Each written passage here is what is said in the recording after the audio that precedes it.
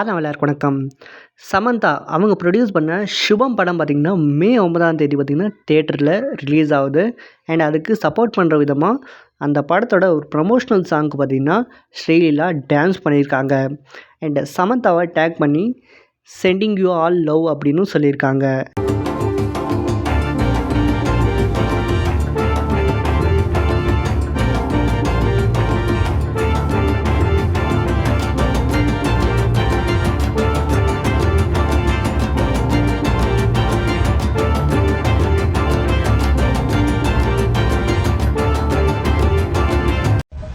Thank you guys for a wonderful evening in Vizag.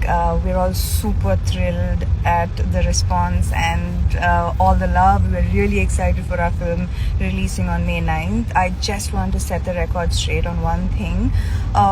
I've said this before, but I'm forced to say it again, that my eyes are really sensitive to bright lights and they tend to water, which is why I need to keep wiping them. So there are a lot of posts and articles going around about my emotional well-being, and I just want to make it clear that it has absolutely nothing to do with my emotional state.